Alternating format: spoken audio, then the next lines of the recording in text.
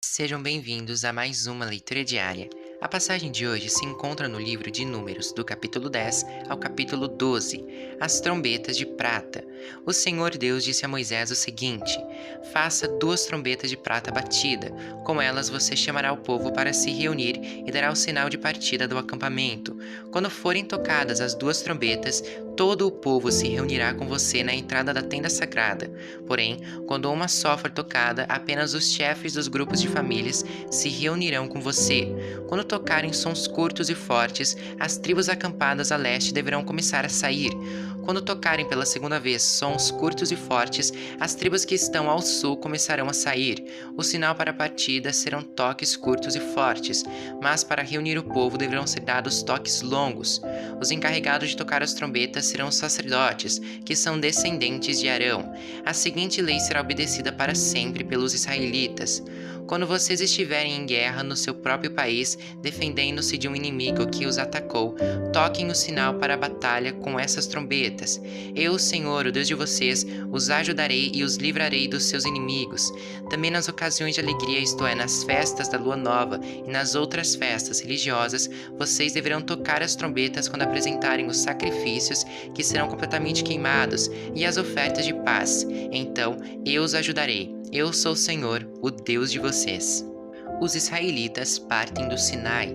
No segundo ano depois que o povo saiu do Egito, no dia 20 do segundo mês, a nuvem se levantou de cima da tenda sagrada. Nesse dia, os israelitas começaram a caminhar, partindo assim do deserto do Sinai, e a nuvem parou no deserto de Parã. Assim, pela primeira vez, eles começaram a caminhar conforme a ordem que o Senhor tinha dado a Moisés.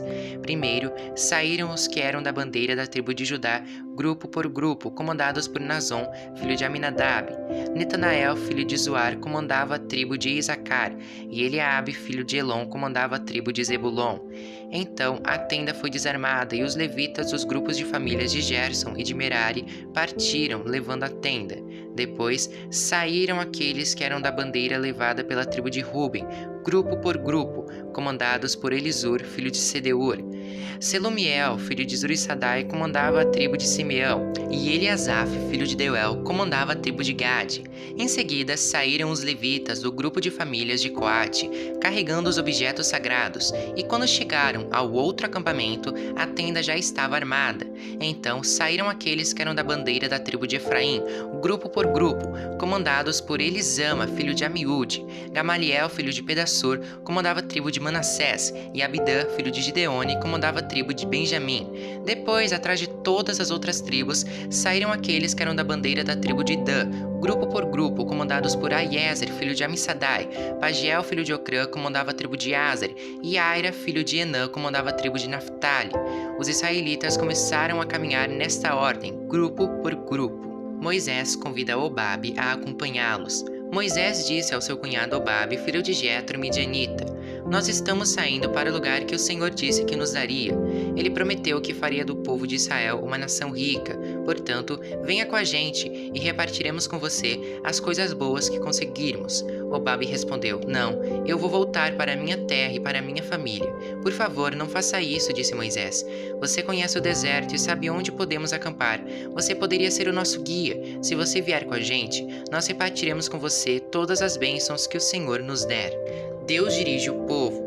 E assim, os israelitas partiram do Sinai, o monte de Deus, o Senhor, e caminharam durante 3 dias. A arca da aliança do Senhor ia sempre na frente deles, a fim de marcar o lugar de acampar. Quando partiam, a nuvem do Senhor ficava por cima deles durante o dia. Sempre que a arca partia, Moisés dizia assim: Ó Senhor Deus, levanta-te e espalhe os teus inimigos, e que fujam da tua frente os que te odeiam. E sempre que a arca parava, Moisés dizia assim: Ó Senhor, volta para ficar com os milhares de famílias do povo de Israel.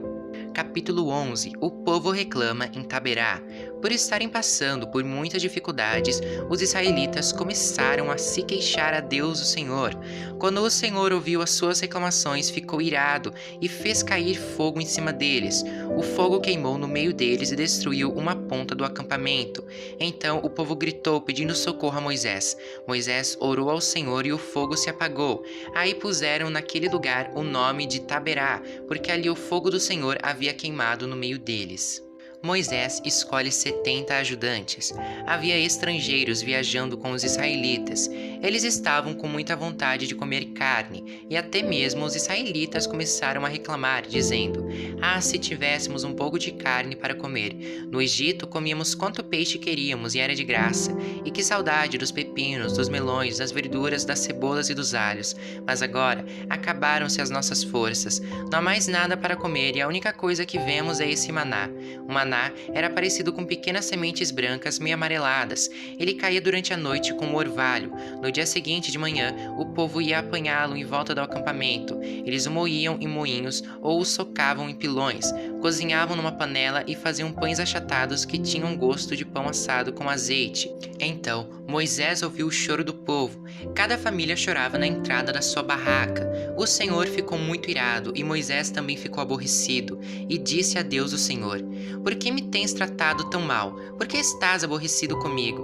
Por que me deste um trabalho tão pesado de dirigir todo este povo? Eu não fiz este povo, nem dei a luz a esta gente. Por que me pedes que faça como uma babá e os carregue no colo como criancinhas para a terra que juraste dar aos seus antepassados? Onde poderia eu conseguir carne para dar a todo este povo? Eles vêm chorar perto de mim e dizem que querem comer carne. Eu sozinho não posso cuidar de todo este povo. Isso é demais para mim. Se vais me tratar desse jeito, tem pena de mim e mate-me. Se gostas de mim, não deixes que eu continue sofrendo desse jeito." O Senhor Deus respondeu a Moisés: "Reúna para mim 70 homens que você sabe que são líderes entre os mais respeitados do povo de Israel. Leve-os até a tenda sagrada e fique ali com eles.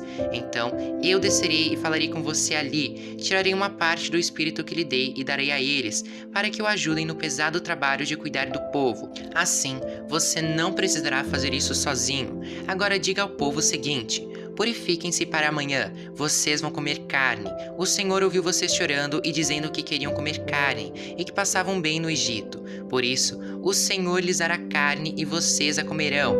E não comerão só um dia, nem 2, nem 5, nem 10, nem 20, mas durante um mês inteiro, até que saiam pelos seus narizes e vocês ficarem com nojo, pois vocês rejeitaram o Senhor que está no meio de vocês e se queixaram dizendo que nunca deveriam ter saído do Egito." Moisés disse: "Estou levando 600.000 homens, e tu dizes que vai dar a esta gente carne para comer o mês inteiro? Onde haveria tantas ovelhas e vacas para matar, a fim de que todos ficassem satisfeitos? Será que todos os peixes do mar juntos poderiam alimentar essa gente?" Porém, o Senhor Deus respondeu a Moisés: "Será que eu tenho tão pouco poder? Agora mesmo você verá se o que eu disse vai acontecer ou não." Então, Moisés saiu e contou ao povo o que o Senhor tinha dito. Ele reuniu os 70 líderes do povo e os pôs ao redor da tenda. Aí o Senhor desceu na nuvem e falou com ele. Deus tirou uma parte do espírito que tinha dado a Moisés e deu aos 70 líderes. Quando o espírito veio sobre eles, eles começaram a falar alto como profetas, porém isso durou pouco tempo. 2 dos 70 líderes ficaram no acampamento e não foram até a tenda sagrada. Um se chamava Eldade e o outro Medade. O espírito veio sobre eles e eles também começaram a falar alto como profetas. Então, um rapaz foi correndo contar que Eldade e Medade estavam profetizando no acampamento. Aí Josué, filho de Num, que desde a sua mocidade era auxiliar de Moisés, foi logo dizendo: "Moisés, meu chefe, não deixe que eles façam isso." Moisés respondeu: "Por que você está preocupado com os meus direitos, quando é eu que deveria estar? Eu gostaria que o Senhor desse o seu espírito a todo o seu povo e fizesse com que todos fossem profetas." Depois Moisés e os 70 líderes do povo de Israel voltaram para o acampamento. Deus manda codornas. De repente, o Senhor mandou um vento que trouxe do mar bandos de codornas. Elas caíram no acampamento e em volta, em todas as direções, a uma distância de uns 30 quilômetros, e cobriram o chão em montes de quase 1 metro de altura. Assim, todo aquele dia, toda aquela noite e todo o dia seguinte, o povo trabalhou catando codornas. Ninguém juntou menos de 1.000 quilos, e espalharam as codornas ao redor do acampamento para secar. Quando ainda havia muita carne para comer, o Senhor ficou irado com o povo e os castigou com uma terrível epidemia que matou muita gente.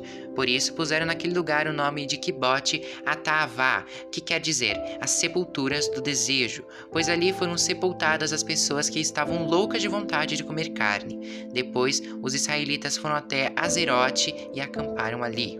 Capítulo 12. O castigo de Miriam. Moisés havia casado com uma mulher da Etiópia, e Miriam e Arão começaram a criticá-lo por causa disso. Eles disseram: Será que o Senhor tem falado somente por meio de Moisés? Será que não tem falado também por meio de nós? E o Senhor ouviu o que eles disseram. Moisés era um homem humilde, o mais humilde do mundo. Logo em seguida, o Senhor disse a Moisés, a Arão e a Miriam: Vocês três aí, vão para a tenda sagrada. Eles foram, e o Senhor desceu na coluna de nuvem e ficou na entrada da tenda. Depois chamou Arão e Miriam, e quando eles chegaram, Deus disse: Agora escutem o que eu vou dizer. Quando há profetas entre vocês, eu apareço a eles em visões e falo com eles em sonhos. Com o meu servo Moisés é diferente, pois eu o coloquei como responsável por todo o meu povo. Pois eu falo com ele face a face, claramente, e não por meio de comparações. Ele até já viu a minha forma. Como é que vocês se atrevem a falar contra o meu servo Moisés? E aí, o Senhor Deus foi embora muito irado com eles. Assim que Deus saiu, a nuvem que estava sobre a tenda desapareceu. No mesmo instante, Miriam foi atacada por uma terrível doença da pele, que ficou branca como a neve. Arão olhou para Miriam e viu que de fato ela estava atacada por aquela doença. Aí Arão disse a Moisés: Por favor, chefe, eu lhe peço que não nos faça sofrer o castigo por causa desse pecado que cometemos no momento de loucura. Não deixe que Miriam seja como um aborto que nasce com metade do corpo destruído. Então Moisés orou assim a Deus, o Senhor: Ó Deus, eu te peço que a cures. E o Senhor respondeu a Moisés: Se o pai de Miriam tivesse cuspido no rosto dela, ela teria ficado humilhada durante 7 dias. Então, que ela seja expulsa do acampamento e fique lá fora 7 dias. Depois será trazida de volta. Assim, Miriam ficou 7 dias fora do acampamento, e o povo não partiu dali enquanto ela não foi trazida de novo para o acampamento. Depois disso, o povo saiu de Azerote e acampou no deserto de Parã.